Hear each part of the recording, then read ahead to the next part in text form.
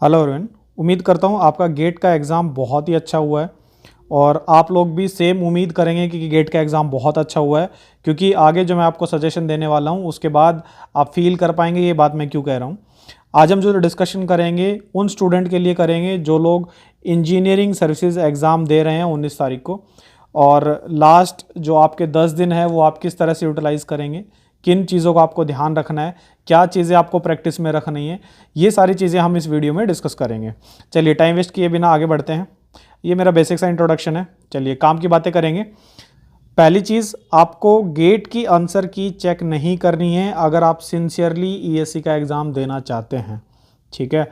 इसका रीज़न है, अगर मान लो आपका गेट का परफॉर्मेंस काफ़ी पुअर आ गया, मान लो आपने चेक किया और चेक करने के बाद आपका जो मार्क्स है वो अच्छा नहीं आया, तो आप बहुत ज़्यादा डिमोटिवेटेड हो जाएंगे और इसमें चांसेस है कि आपकी परफॉर्मेंस काफ़ी इम्पैक्टफुल रहेगी ईएससी के दौरान, ठीक है। तो आपको अपना आंसर की नहीं देखना है। अगर आपने जो मेमोरी बेस्ड वाले बहुत सारे लोगों के क्वेश्चन दिए गए हैं इंस्टीट्यूट के थ्रू, आप उनके थ्रू अपने आप को चेक मत करिए। आप ऑफिशियली जब आंसर की आएगा तब भी चेक ना करें, आप पहले अपना ईएससी का प्रीलिम्स दे के आएँ। अगर मान लो आपके गेट में परफॉर्मेंस बहुत बढ़िया आ रही है, आपके सारे क्वेश्चन ठीक होते जा रहे हैं, तो हो सकता है और कॉन्फिडेंस में आप बहुत सारे सिली मिस्टेक्स कर दें और इस वजह से आपका ईएससी का फिर से कुछ कबाड़ा मच जाए, है ना। या फिर हो सकता है आप इतना कॉन्फिडेंस में आ जाए कि आपका रिवीजन और जो टेस्ट सीरीज़ है ये आप बहुत ही स्लो कर दें या बहुत मिनिमल अटेम्प्ट करें या रिवीजन ही छोड़ दें। दोनों ही केस में आपके लिए ठीक नहीं है कि आपकी जो परफॉर्मेंस है वो ऑप्टिमम आए। ऑप्टिमम परफॉर्मेंस के लिए आपको अपना गेट का आंसर नहीं देखना है। 19 तारीख को आराम से बढ़िया एग्जाम दे के आइए, उसके बाद 20 तारीख को आके आप ईएससी के भी आंसर मैच कर लीजिए और गेट का भी तब तक ऑफिशियली आंसर की आ चुकी रहेगी, आप उससे भी मैच करवा सकते हैं, ठीक है। तो 20 तारीख को आप ये सब करेंगे, उससे पहले नहीं करेंगे सिंसियरली अगर आप ईएससी की तैयारी कर रहे हैं। अगर किसी इंसान ने अभी मैच कर लिया है या कुछ इधर उधर से बच्चों से पूछ लिया तो टेंशन ना लें। मेमोरी बेस्ड सॉल्यूशंस अभी आए हैं तो उनमें हो सकता है 50% क्वेश्चन गलत हो, है ना, क्योंकि डेटा इधर उधर उसमें मिलता है। चलिए नेक्स्ट जो सबसे ज़्यादा इंपॉर्टेंट चीज़ है कि आप इन 10 दिनों में क्वेश्चंस की प्रैक्टिस लगातार करते रहेंगे, बट उसमें कंडीशन एक है, आपको टाइम फ्रेम में करना है, लिमिटेड टाइम फ्रेम सेट करना है। आपके पास फिक्स टाइम होना चाहिए, तब आप वो क्वेश्चंस की प्रैक्टिस करेंगे। प्रैक्टिस आपकी कभी भी ओपन एंडेड नहीं होनी चाहिए, ठीक है।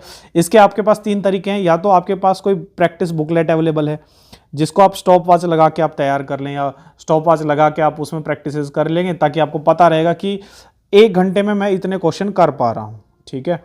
तो आपको पता रहेगा कि मेरे को 150 क्वेश्चन अगर 3 घंटे में करने हैं और 100 क्वेश्चन जीएस वाले जो है वो 2 घंटे में करने हैं, तो मेरे को क्या स्पीड मेंटेन करनी है, क्या मैं वो स्पीड कोप अप कर पा रहा हूँ या नहीं कर पा रहा हूँ, क्या टाइम की कंस्ट्रेंट आने के बाद मेरे दिमाग पे प्रेशर तो नहीं बन जा रहा है कि मैं क्वेश्चन ही सॉल्व नहीं कर पा रहा हूँ। दूसरा तरीका आपके पास है कि आप प्रीवियस ईयर क्वेश्चंस करें और उसको भी टाइम की मॉनिटरिंग के साथ करें, ठीक है। तीसरा आपके पास ऑप्शन है आप टेस्ट सीरीज दें, ठीक है, और जिसमें आपका सिलेबस पूरा रिवाइज हो जाए। ऐसा नहीं कि आप आधी अधूरी टेस्ट सीरीज दे और उससे निकल ले, आपका सिलेबस 100% रिवाइज होना चाहिए उसमें, तब टेस्ट सीरीज का बेनिफिट है। अब ये दोनों ही आइटम जो हैं आप प्रीवियस ईयर अगर टाइम फ्रेम में देना चाहते हैं और ईएससी की टेस्ट सीरीज जिसमें पूरा सिलेबस कवर हो जाए, ये दोनों ही मैंने अवेलेबल करवाई है। ये जो नीचे आपको लिंक दिख रहा है, वेबसाइट का लिंक है web.digcareerthrust.com। इस पर जाएंगे आपको ईएससी से रिलेटेड टेस्ट सीरीज मिल जाएगी, ठीक है। तो आप उसमें प्रैक्टिस कर पाएंगे। टोटल 122 टेस्ट हैं, जिनमें प्रीवियस ईयर भी मैंने चैप्टर वाइज भी और फुल लेंथ के हिसाब से रखा है, ताकि आप प्रीवियस ईयर प्रैक्टिस करना चाहें तो वो भी प्रैक्टिस कर लें, और नए क्वेश्चंस अगर टेस्ट सीरीज के थ्रू प्रैक्टिस करना चाह रहे हैं तो वो भी आपके पास अवेलेबल रहेंगे। आपको चॉइस रखनी है, आपको डिस्ट्रीब्यूट कर लेना कि अगले 10 दिन मेरे को क्या क्या करना है, ठीक है। चलिए तीसरी चीज़ जो बहुत स्टूडेंट के लिए इशू रहता है, बहुत सारे स्टूडेंट्स मेरे को लिखते रहते हैं, आपको नेगेटिव थॉट्स जो हैं उनसे दूर रहना है, ठीक है। ईएससी से रिलेटेड जितने भी नेगेटिव थॉट आते हैं उन सबसे दूर रहना है। बहुत बेसिक चीज़ें आपके दिमाग में आती होगी कि वैकेंसीज बहुत कम है, कंपटीशन बहुत ज़्यादा है, या एग्ज़ाम टफ है, किस हिसाब से निकालेंगे, ये सारी चीज़ें आपको नहीं सोचनी है। मैं अपना पर्सनल एक्सपीरियंस बताता हूँ। जब मैं तैयारी कर रहा था तो मैं इतना ज़्यादा नहीं सोचता था कि एग्ज़ाम टफ है या कंपटीशन बहुत ज़्यादा है या वैकेंसी किस टाइप से है। हाँ, बाय गुड लक उस टाइम वैकेंसीज ठीक ठाक थी और सिलेक्शंस हो रहे थे। अभी वैकेंसीज नो डाउट कम है, बट आपको कंटिन्यूस मेहनत करनी है। अब वैकेंसीज कम होने का बेनिफिट ये है, less number of students are participating in exams. अभी का जो गेट का एग्ज़ाम है उसमें 80,000 फॉर्म भरे गए थे और आपके मुश्किल से 60-65 हज़ार बच्चे एग्जाम में बैठे होंगे। बट कन्वर्सली जब 2017-18 का टाइम चल रहा था तो around 2 lakhs people were sitting in the GATE exam. तो जैसी वैकेंसी गिरती है लोग डिमोटिवेट होते हैं और फॉर्म फिल करना बंद कर देते हैं, ठीक है। और आपका जो हाई कंपटीशन वाली जो फील है वो ख़त्म हो जाती है। बस आपको मेंटली स्टेबल रहने वाले इंसान चाहिए होते हैं। मेंटली अगर आप स्टेबल हैं तो आप एग्ज़ाम निकाल लेंगे, नहीं है तो नहीं निकाल पाएंगे। अगर आप सोशल मीडिया के सर्कल में आने के बाद अपने ऊपर कॉन्फिडेंस खो देते हैं तो आपके लिए बहुत टफ हो जाता है एग्ज़ाम। हाँ, अगर आप इन सब के उसमें नहीं है कांटेक्ट में और आप सिंपली अपनी पढ़ाई करते जा रहे हैं तो एग्ज़ाम आपके लिए टफ नहीं रहेगा।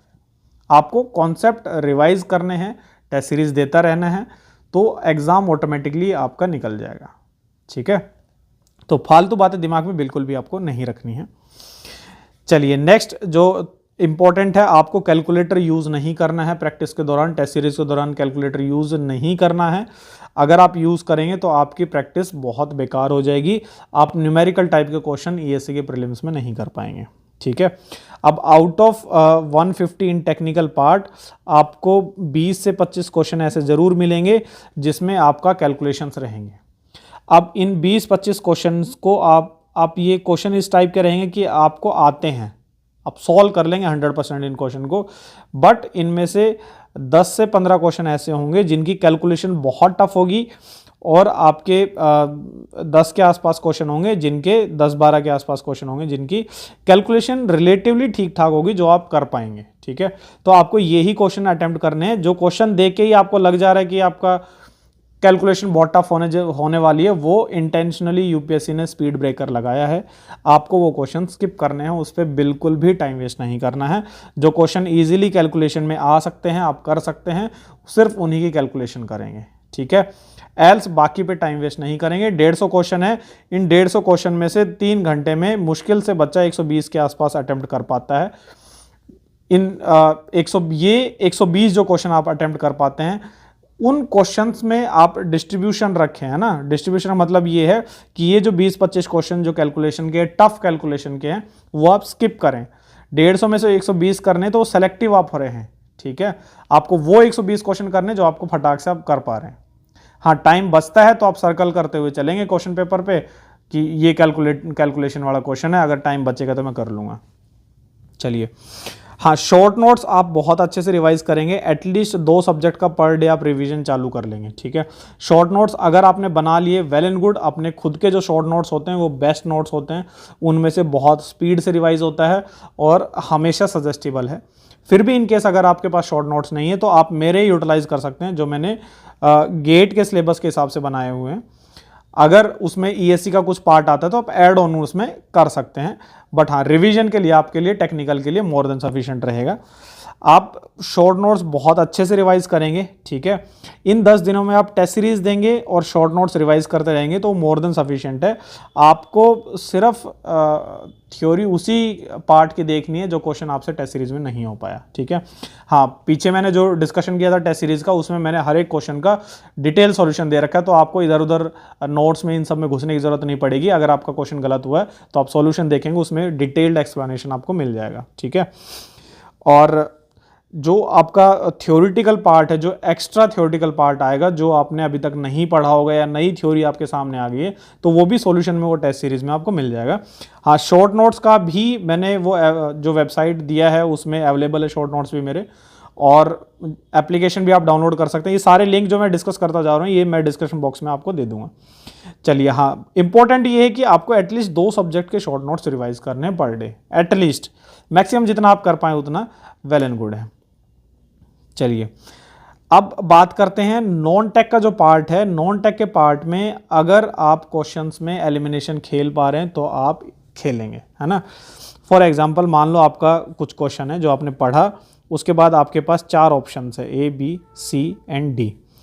आप क्वेश्चंस के हिसाब से एलिमिनेट कर पा रहे हैं कि भाई सी ऑप्शन भी नहीं हो सकता है या डी ऑप्शन भी नहीं हो सकता है, ए बी में से कन्फ्यूजन आपको है कि मैं हो सकता है ए भी आंसर है, हो सकता है बी आंसर हो।